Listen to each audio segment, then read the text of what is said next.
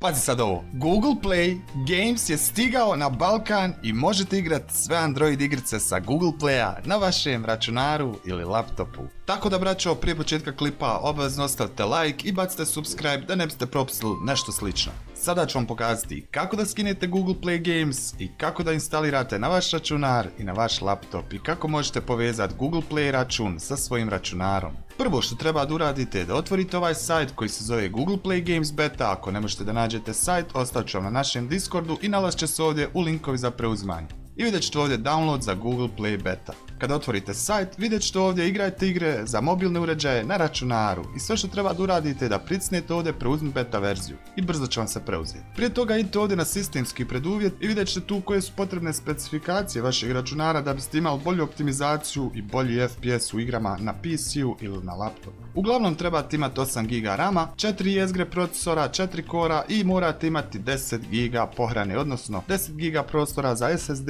ili hard disk šta već koristite. Što se tiče grafičke, možete koristiti neku Intel HD grafiku, pošto grafička nije ni toliko bitna, 512 MB do 1 GB će biti dovoljno za ovu aplikaciju.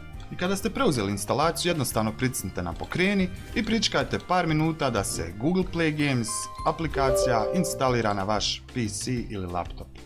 I kada instalirate braćo aplikaciju, dobit ćete ovako prozor kao ja i sve što treba da uradite je da pritisnete ovdje prijava putem Google-a. Pritisnite to i otvorit će vas preko vašeg pretraživača, sve što treba da uradite je da izaberete vaš Gmail i idete ovdje na prijave. Kada ste se prijavili preko pretraživača, vratite se u aplikaciju i dobit ćete vaš novi nalog, tačnije profil za Google Play Games.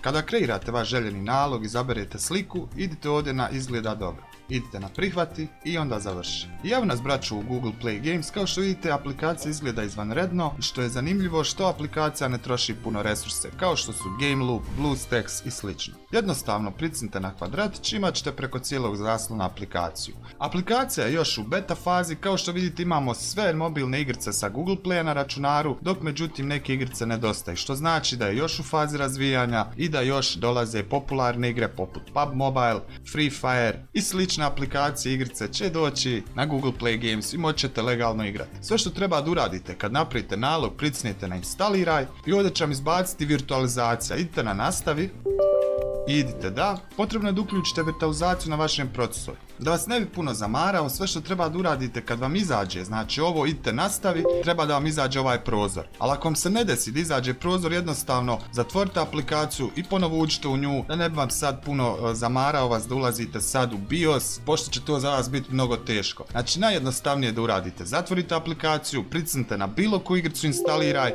i otvorit će vam ovdje Google Play igre beta. Tačnije će vam otvoriti program koji će sve za vas to uraditi u BIOS-u. Sve što treba da uradite je da pokrenete ponovno kompjuter i to je to. Tako da braćo moja, hvala puno što ste gledali ovaj klip, nadam se da vam se svidio, tako da ljudi bit će ubrzo još koji klip kako da ubrzate i optimizujete Google Play ako budete imali probleme, a mi se vidimo u nekom drugom klipu i čao.